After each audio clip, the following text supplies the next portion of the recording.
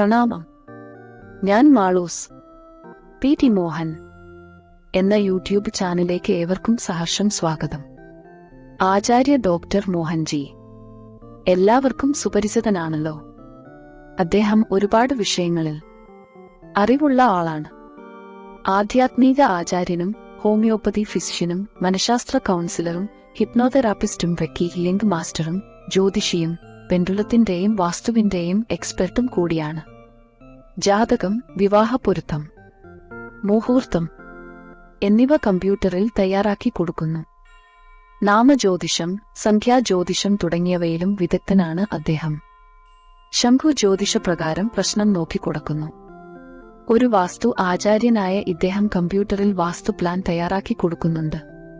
ചില പഴകിയ രോഗങ്ങൾക്ക് ഒറ്റമൂലി ചികിത്സ ചെയ്യുന്നുണ്ട്. കൂടാതെ അക്യുപഞ്ചർ, അക്യുപ്രഷർ, സുജോഗ് എന്നീ രീതികളിലൂടെ പഴക്കം ചെന്ന രോഗങ്ങൾക്ക് ചികിത്സ നടത്തിവരുന്നു. ചില അസ്വസ്ഥതകൾക്ക് മർമ്മ ചികിത്സയും ചെയ്തുവരുന്നു. മർമ്മ ക്ലാസുകൾ, യോഗാസനങ്ങൾ, സൂര്യ നമസ്കാരം എന്നിവ സൗജന്യമായി മുമ്പ് പഠിപ്പിച്ചിരുന്നു. ഹിമാലയൻ സിദ്ധാശ്രമ പരമ്പരയുടെ ധ്യാന പരിശീലനം മാത്രമാണ് സൗജന്യമായി നൽകിക്കൊണ്ടിരിക്കുന്നത്. താന്ത്രിക മാന്ത്രിക വിഷയങ്ങളിലും ഇദ്ദേഹം ജ്ഞാനിയാണ്. അദ്ദേഹത്തിന്റെ ശ്രീദർശനം എന്ന ബ്ലോഗ് വളരെ പ്രസിദ്ധമാണ്. ഒരുപാട് വിഷയങ്ങൾ അതിൽ എഴുതിയിട്ടുണ്ട്.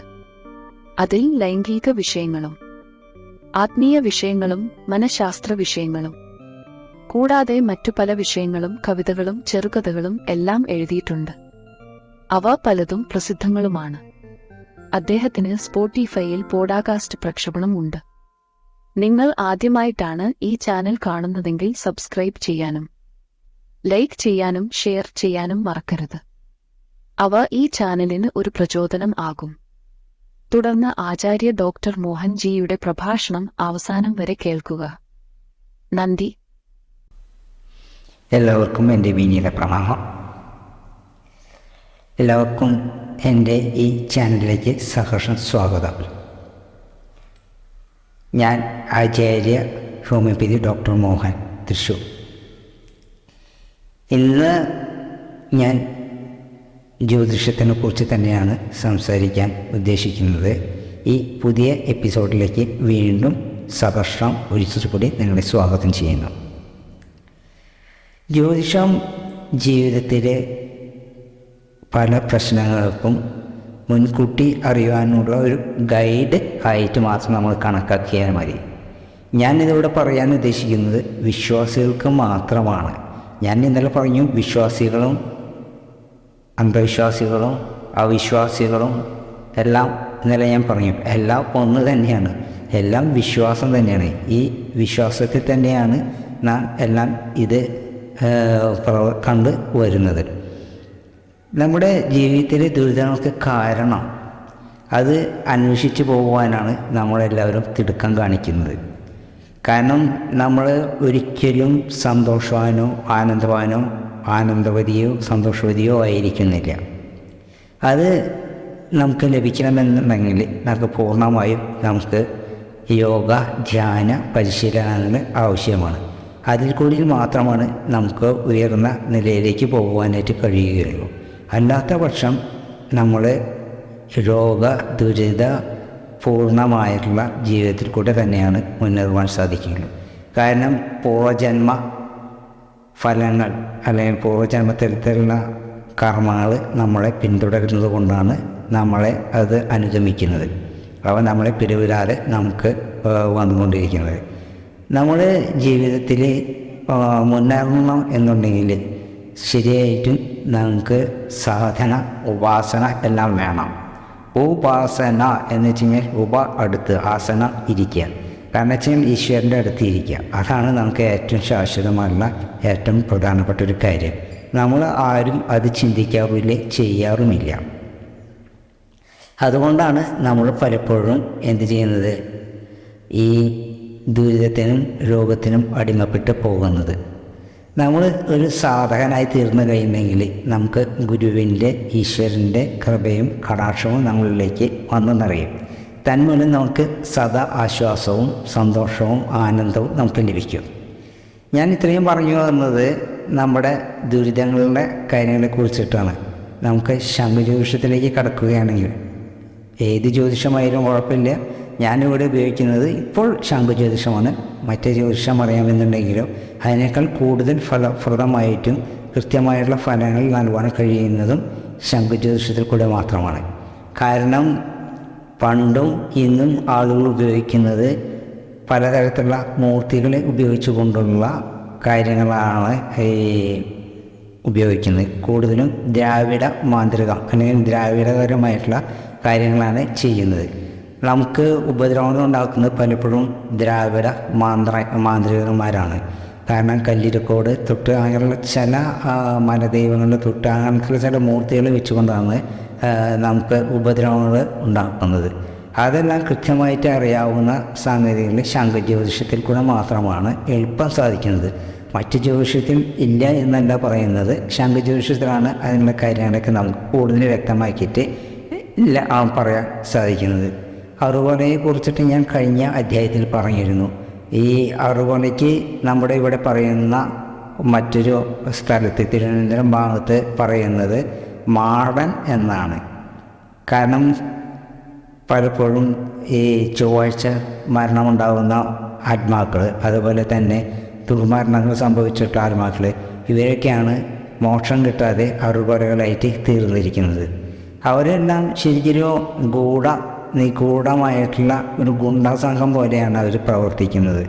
അവരൊക്കെ നമ്മുടെ ജീവിതത്തിലേക്ക് വരുമ്പോൾ എപ്പോഴും കുടുംബത്തിലുണ്ടാകുമ്പോൾ നമുക്ക് എപ്പോഴും ദുരിതങ്ങളും ദുഃഖങ്ങളും കാര്യങ്ങളാണ് നമുക്കിപ്പോൾ സദാ ഉണ്ടായിക്കൊണ്ടിരിക്കുക.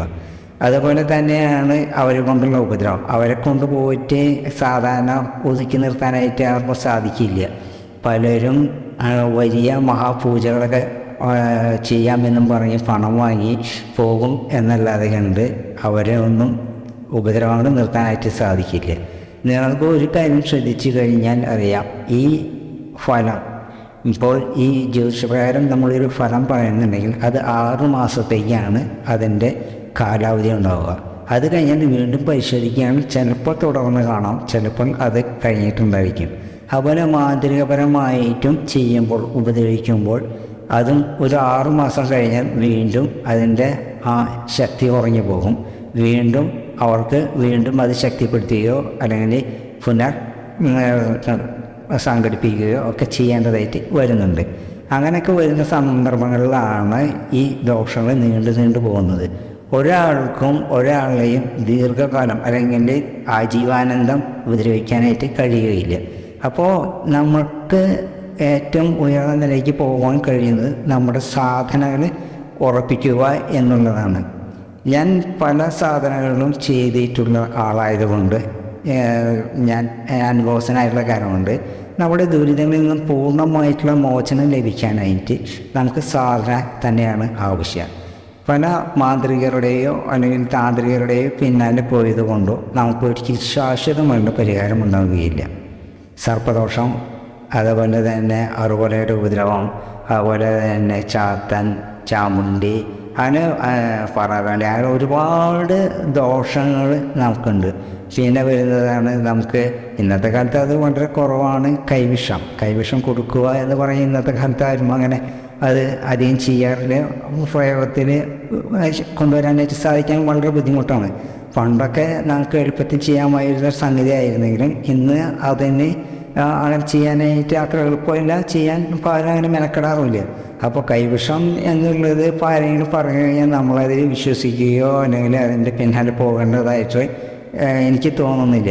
അങ്ങനെ കൈവിഷം അങ്ങനെ വലിയ കാരണം നമുക്ക് വീണ്ടും സംശയം തോന്നുകയാണെങ്കിൽ നമുക്ക് അതിൻ്റെ ഒരു പരിഹാരം എന്നുള്ളത് ശ്രദ്ധിക്കേണ്ടത് ബാധയുണ്ടോ, ബാധയുടെ അടിസ്ഥാനത്തിലായിരിക്കാം നമുക്ക് ആ സംശയവും ആ പ്രബലതയും കാണുന്നത്. അപ്പോൾ ബാധയുടെ ഉപദ്രവം കൊണ്ടാണോ നമുക്ക് അങ്ങനെ ഒരു സംശയമോ അല്ലെങ്കിൽ ഒരു ഉപദ്രവം പോലെ നമുക്ക് തോന്നുന്നത് എന്നുണ്ടെങ്കിൽ അതാണ് നമ്മൾ പരിശോധിക്കുന്നത്. ഇപ്പോൾ ഭക്ഷണത്തിലോ അല്ലെങ്കിൽ മറ്റ് ആഹാര സാധനങ്ങളിലോ നമുക്ക് ഈ കൈവിഷം തന്ന് നമ്മളെ ആരും ഉപദ്രവിക്കാൻ ഇന്നത്തെ കാലത്താരും അത്ര സാധ്യമല്ല, ക്ഷിപ്രസാധ്യമായിട്ടുള്ളൊരു കാര്യമല്ല. അതുകൊണ്ട് അതിനെക്കുറിച്ച് നമ്മൾ കൈവിഷത്തിനെക്കുറിച്ച് ചിന്തിച്ച് വ്യാപനപ്പെടേണ്ട കാര്യമില്ല. അങ്ങനെ എന്തെങ്കിലും സംശയം തോന്നുന്നുണ്ടെങ്കിൽ നമ്മൾ ബാധയുടെ ഉപദ്രവമാണെന്ന് നമുക്ക് കരുതേണ്ടതായിട്ട് നമുക്ക് വരും. ഈ ശങ്കിൽ കൂടിയിലെല്ലാം നമുക്ക് ഈ പറയുന്ന എല്ലാ കാര്യങ്ങളും നമുക്ക് വ്യക്തമായിട്ട് മനസ്സിലാക്കാനും അതിന് കാര്യമായിട്ടുള്ള പരിഹാരങ്ങളൊന്നും ഇല്ല എന്നുണ്ടെങ്കിലും പലപ്പോഴും വളരെ ലഘുവായിട്ടുള്ള പരിഹാരങ്ങൾ മാത്രമാണ് ശംഖുജ്യോതിഷത്തിൽ പറയുന്നുള്ളൂ. നമ്മൾ പറയുന്ന വൈദിക രീതിയിലുള്ള ഹോമങ്ങളോ അല്ലെങ്കിൽ യാഗങ്ങളോ അതുപോലെ തന്നെ മഹാമാന്ത്രികമായിട്ടുള്ള കാര്യങ്ങളൊന്നും ചെയ്യേണ്ടതായിട്ട് 20,000 50,000 ലക്ഷങ്ങൾ മുടക്കിയിട്ട് ചെയ്യേണ്ട കാര്യങ്ങളൊന്നും ശംഖുജ്യോതിഷത്തിൻ്റെ പരിഹാരത്തിന് പറയുന്നില്ല. ശംഖുജ്യോതിഷത്തിൽ പറയുകയാണെങ്കിൽ വളരെ നമ്മുടെ അടുത്തുള്ള ക്ഷേത്രങ്ങളിൽ പോയിട്ടോ അല്ലെങ്കിൽ പള്ളികളിൽ പോയിട്ടോ അതിൻ്റേതായുള്ള വഴിപാടുകളോ അല്ലെങ്കിൽ പ്രാർത്ഥനകളോ ചെയ്താൽ മതിയായിരിക്കും. പിന്നെ വരുന്നത് നമ്മൾ മരിച്ചവർക്ക് വേണ്ടിയിട്ട് നമ്മൾ സദാ എപ്പോഴും ഓർക്കുകയും അവർക്ക് വേണ്ടി പ്രാർത്ഥിക്കുകയും അവരുടെ മോക്ഷത്തിനായിട്ട് പ്രാർത്ഥിക്കുകയും ചെയ്താൽ നമുക്ക് അതിൻ്റേതായുള്ള ഗുണങ്ങൾ കിട്ടും. അത് പിതൃബലി കാര്യങ്ങളൊക്കെ ചെയ്യേണ്ടത് വളരെ ആവശ്യമാണ്. നമ്മൾ വാവ് നാളിൽ മാത്രം അങ്ങനെ ഒരു കർമ്മം ചെയ്തുകൊണ്ട് മാത്രം പൂർണ്ണമായിട്ട് വിജയിക്കില്ല. നമ്മുടെ അനുദിന ജീവിതത്തിൽ അനുദിന സന്ദർഭങ്ങളിലെല്ലാം ഈ പ്രയറും കാര്യങ്ങളും അവരോടുള്ള സ്മരണകളും കാര്യങ്ങളും നന്ദിയും എപ്പോഴും നമ്മൾ അവരോട് പ്രകാശിപ്പിച്ചു കൊണ്ടിരിക്കുന്നത് വളരെ അത്യാവശ്യമായൊരു കാര്യമാണ്. എന്നാൽ നമുക്ക് ജീവിതത്തിൽ പുരോഗതി ഉണ്ടായിരിക്കും. നമ്മൾ ഈ ജീവിതത്തിൽ പുരോഗതിയും അതുപോലെ തന്നെ ദുഃഖങ്ങളും പേറുന്നതിൻ്റെ ഒരു കാരണം ഈ കാരണവന്മാരുടെ ചില പ്രശ്നങ്ങളാണ്. പിന്നെ പൂർവികമായിട്ടുള്ള ചില ആളുകളുടെ വെച്ചാരാധനയും കുറേ കാര്യങ്ങളൊക്കെ ഉണ്ട്, സർപ്പദോഷവും കാര്യങ്ങളൊക്കെ ഉണ്ട്. അപ്പോൾ അത് നമ്മൾ മനസ്സിലാക്കി അതിന് വേണ്ടതായുള്ള പരിഹാരങ്ങൾ വളരെയധികം ചെയ്യേണ്ടതായിട്ട് കാര്യങ്ങളുണ്ട്. അപ്പോൾ ഇതൊന്നും ചെയ്തില്ല എന്നുണ്ടെങ്കിൽ നമ്മുടെ ജീവിതം ദുരിതപൂർണ്ണമായിരിക്കും. പിന്നെ നമ്മുടെ ദ്രാവിഡ സംസ്കാരത്തിൽ വരുമ്പോഴാണ് ഇത്രയും കാര്യങ്ങളെല്ലാം കൂടുതൽ നമുക്ക് പറയാനും അറിയുവാനായിട്ട് കഴിയുന്നത്. നമ്മുടെ മറ്റുള്ള സ്ഥലങ്ങളിലോ ഇപ്പോൾ നമ്മൾ നോക്കുകയാണെങ്കിൽ ഇപ്പോൾ മറ്റുള്ള രാജ്യങ്ങളിൽ പോയി കഴിഞ്ഞാൽ ഇവ കാര്യങ്ങളൊന്നും അവിടെ കാണില്ല. അവിടെ ഈ രീതിയിലല്ല. അവിടെയും ഈ നമ്മുടെ ജ്യോത്സ്യമുണ്ട്. ആസ്ട്രോളജി എന്ന് പറയുന്നത് ലോകത്തിൻ്റെ എല്ലാ ഭാഗത്തുള്ളതാണ്. അത് ഇംഗ്ലീഷിലായാലും മലയാളത്തിലായാലും ദ്രാവിഡത്തിലായാലും ഹിന്ദിയിലായാലും അതിൻ്റേതായ ശൈലിയിൽ ആ ജ്യോതിഷമുണ്ട്. ചൈനയിലുണ്ട്. അങ്ങനെ പലതരത്തിലുള്ള അറബി ജ്യോതിഷമുണ്ട്. അങ്ങനെ പല ജ്യോതിഷവും ഉണ്ട്. അപ്പോൾ നമ്മൾ വിചാരിക്കും നമ്മുടെ ഇത് മാത്രമാണ് അന്ധവിശ്വാസം എന്ന് പറഞ്ഞിട്ട് നമ്മൾ ഇരിക്കേണ്ടതായില്ല. പ്രപഞ്ചത്തിൽ പല സ്ഥലങ്ങളിലും ഈ സാധന നിഗൂഢ രഹസ്യങ്ങൾ പലർക്കും വെളിപ്പെടുത്തി കൊടുക്കാൻ വേണ്ടിയിട്ടായിട്ട് നിലനിൽക്കുന്നുണ്ട്. അപ്പോൾ അതിൻ്റെ വെളിച്ചത്തിലാണ് ഇതൊക്കെ ഞാൻ പറയുന്നത് തന്നെ. പിന്നെ ഒരു കബാല എന്ന് പറഞ്ഞൊരു യഹൂദന്മാരുടെ ഒരു താന്ത്രിക ഒരു സ്പിരിച്വൽ റിച്വൽസ് ഉണ്ട്. അതൊക്കെ വളരെ ഉയർന്ന സ്റ്റേജിലുള്ള കാര്യങ്ങളൊക്കെയാണ്. അതുപോലെ തന്നെ നമുക്ക് ശംഖുജ്യോതിഷം കൊണ്ട് പല കാര്യങ്ങളും നമുക്ക് മനസ്സിലാക്കി കഴിഞ്ഞാൽ അതിനനുസരിച്ചുള്ള പ്രതിവിധിയും നമുക്ക് ചെയ്യാനായിട്ട് സാധിക്കും. വളരെ ലഘുവായിട്ടുള്ള വളരെ നിസ്സാരമായിട്ടുള്ള ചിലവുകൾ കൊണ്ടുള്ള പറയുകയാണെങ്കിൽ ചിലവിൻ്റെ ആവശ്യം തന്നെ വരുന്നില്ല. കാരണം നമുക്ക് പ്രയറും കാര്യങ്ങളും ഉപാസനയും സാധനങ്ങളും കിട്ടണമെങ്കിൽ നമുക്കത് അതോടുകൂടി തന്നെ തീർക്കാവുന്ന കാര്യങ്ങളാണ്. പിന്നെ എന്ന് വെച്ച് കഴിഞ്ഞാൽ ശംഖിനെ കുറിച്ച് 2 വാക്ക് പറയാനാണെങ്കിൽ ശംഖ് നമ്മൾ പിടിച്ചുകൊണ്ട് തിരിച്ചുകൊണ്ടാണ് നമ്മൾ നോക്കുന്നത്. ആ ശംഖ് തിരിക്കുമ്പോൾ ഏത് രാശിയിലാണ് വരുന്നത് അതിൻ്റെ വായുഭാഗം വരുന്ന ഭാഗവും അതിൻ്റെ തലഭാഗം വരുന്ന ഭാഗവും 2 രാശിയിലായിട്ടായിരിക്കും കിട്ടുക. അപ്പോൾ ആ 2 രാശിയുടെയും ഫലങ്ങളാണ് പറയുക. ഒന്ന് ഗുണത്തെയും മറ്റൊന്ന് ദോഷത്തെയും ആണ് ചിന്തിച്ചിട്ട് ശംഖുജ്യോതിഷത്തിൽ പറയുന്നത്. അതുപോലെ തന്നെ ഈ ശംഖുജ്യോതിഷത്തിൽ ചെയ്യുമ്പോൾ അതിൽ യന്ത്രങ്ങൾ ഉള്ളടക്കം ചെയ്യുന്നുണ്ട്. കാരണം ഒരു യന്ത്രം എഴുതി ആ യന്ത്രം ആ ശംഖിൽ എപ്പോഴും വയ്ക്കുന്നുണ്ട്.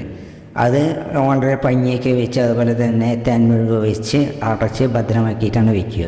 പിന്നെ അതിനെ വിളിച്ച് ചൊല്ലിട്ട് അതുപോലെ തന്നെ നമുക്ക് തനക്കിട്ട് മന്ത്രം അങ്ങനെ ഒരുപാട് മന്ത്രങ്ങളും കുറച്ച് കാര്യങ്ങളൊക്കെ ഉണ്ട്.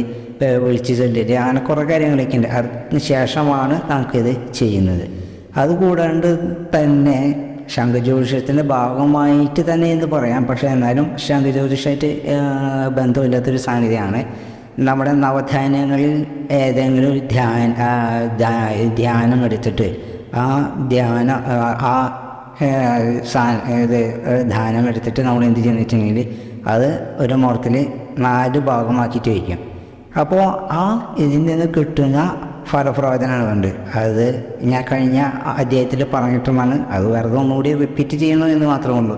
അപ്പോൾ നമുക്ക് ഒരു പാർട്ട്ണർ നല്ലതാണോ, അതുപോലെ തന്നെ നമുക്ക് രോഗാവസ്ഥ മാറുന്നതാണോ, നമുക്ക് നമ്മുടെ നില എങ്ങനെയാണ്, നമ്മുടെ സുഹൃത്ത് എങ്ങനെയാണ്, ഒരാൾ വഴിയാൽ പോയി തിരിച്ചു വരാൻ കഴിയുമോ, അല്ലെങ്കിൽ അയാൾ വരുമോ, അയാൾ മരണപ്പെടുമോ, അങ്ങനെ ഒരുപാട് കാര്യങ്ങളൊക്കെ ആ രീതിയിൽ നമുക്ക് ചെയ്യാനായിട്ട് കണ്ടുപിടിക്കാനായിട്ട് നമുക്ക് കഴിയുന്നതാണ്. അപ്പോൾ ഇതെല്ലാം വളരെ വ്യക്തമായിട്ടും സുദൃഢമായിട്ടും അതുപോലെ തന്നെ നമുക്ക് വളരെ നിശ്ചയമായിട്ടും സത്യമായിട്ടുള്ള കാര്യങ്ങളാണ് നമുക്ക് പറയുന്നത്.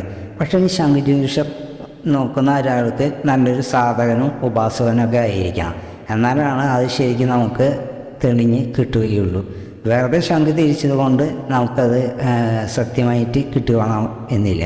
അപ്പോൾ പലരും ശംഖുജ്യോതിഷം പഠിക്കാനായിട്ട് എൻ്റെ അടുത്ത് ആഗ്രഹം പറയാറുണ്ടെങ്കിലും പലർക്കും അതിന് കഴിയാറില്ല. കാരണം ഇതാണ്, സാധകനല്ല. അതുതന്നെയാണ് അതിൻ്റെ ഏറ്റവും വലിയ പ്രധാനപ്പെട്ട ഒരു കാര്യം. നല്ലൊരു ഉപാസകനും സാധകനുമാണെങ്കിലാണ് നമുക്കത് ചെയ്യാനും തിരിച്ചു കഴിഞ്ഞാൽ കൃത്യമായ ഫലപ്രവചനം പറയുവാനുമായിട്ട് കഴിയുള്ളൂ. അല്ലാത്ത പക്ഷം നമ്മൾ പറയുന്ന കാര്യങ്ങളെല്ലാം തെറ്റായിരിക്കാനാണ് സാധ്യത. തെറ്റായിരിക്കും. അപ്പോൾ അങ്ങനെ നല്ലൊരു സാധകനാണെന്നുണ്ടെങ്കിൽ ചിലപ്പോൾ ശംഖിൻ്റെ ആവശ്യം പോലും ഉണ്ടാവില്ല. ആ വ്യക്തിക്ക് ഇൻഡ്യൂഷൻ കൊണ്ട് തന്നെ പറയാനായിട്ട് സാധിക്കും. കാരണം വെച്ച് കഴിഞ്ഞാൽ ജ്ഞാനദൃഷ്ടിയുള്ള ഒരു വ്യക്തിയായിരിക്കും മിക്കവാറും സാധകൻ. അപ്പോൾ അദ്ദേഹത്തിൻ്റെ മനസ്സിൽ തെളിഞ്ഞ് കാണുന്നതാണ്. അപ്പോൾ അതുകൊണ്ട് തന്നെ ആ സംഗതി നമുക്ക് വെളിപ്പെടുത്താനായിട്ട് സാധിക്കും. ഇങ്ങനെ ഇത്രയും വലിയൊരു നല്ലൊരു മഹത്തായിട്ടുള്ളൊരു സംഗതിയാണ് ഇത്രയും ഈ ശംഖുജ്യോതിഷം എന്ന് പറയുകയുണ്ടെങ്കിൽ. കാരണം വെച്ചാൽ പരമ്പരാഗതമായിട്ട് കൊണ്ടു നടക്കുന്ന ഒരു സംഗതിയാണ് ഇത്. എല്ലാവർക്കും കിട്ടില്ല, എല്ലാവർക്കും പഠിപ്പിച്ചു കൊടുക്കുന്നതുമല്ല. കാരണം പരമ്പരയിൽപ്പെട്ടവർക്ക് മാത്രമാണ് ഇത് പഠിപ്പിച്ചു കൊടുക്കുന്ന സംഗതികൾ. അപ്പോൾ പരമ്പരാഗതമായിട്ട് അവരുടെ മക്കളിലൂടെ മാത്രമാണ് ഇത് പകർന്നു കൊടുക്കാനായിട്ട് കഴിയുള്ളൂ, പകർന്നു കൊടുക്കുന്നുള്ളൂ. അതാണ് ശംഖുജ്യോതിഷത്തിൻ്റെ ഒരു പ്രത്യേകത. അത് ദ്രാവിഡ മാന്ത്രികവുമായിട്ട് കുറേയൊക്കെ ബന്ധപ്പെട്ടിട്ടാണ് കിടക്കുന്നത്. നമുക്ക് മാന്ത്രികത്തിലേക്ക് പോകേണ്ട കാര്യമില്ല. മാന്ത്രികൻ ഇവിടെ ജസ്റ്റ് ഒന്ന് പറഞ്ഞു എന്ന് മാത്രമേ ഉള്ളൂ. അപ്പോൾ പലരും വിളിച്ചു ചൊല്ലുന്നതും അതുപോലെ തന്നെ ഒക്കെ ചെയ്യുന്നതൊക്കെ എല്ലാം ദ്രാവിഡ മാന്ത്രിക പ്രകാരമുള്ള ചില കാര്യങ്ങളാണ് ചെയ്യുന്നത്. അപ്പോൾ നമ്മൾ അതിനു വേണ്ടിയിട്ട് വളരെ ചിലവ് കൂടിയ കാര്യങ്ങളൊന്നും നമുക്ക് ചെയ്യേണ്ടതായിട്ട് ആവശ്യം വരേണ്ടതില്ല. അത് നമ്മളുടെ പണം നഷ്ടപ്പെടുത്താൻ വേണ്ടിയിട്ട് മാത്രമാണ് അങ്ങനൊരു സംഗതി ഉണ്ടാകുന്നത്. ആ കാര്യത്തിൻ്റെ ഒരു വ്യക്തതയിലേക്ക് കൊണ്ടുവരാൻ വേണ്ടിയിട്ടാണ് ഞാൻ ഇത്രയും നേരം സംസാരിച്ചത്. എൻ്റെ ഈ എളിയ പ്രഭാഷണം കേട്ടുന്ന എല്ലാവർക്കും നന്ദി, നമസ്കാരം, കൂപ്പുക. If you like this video, subscribe it and share it. Thank you.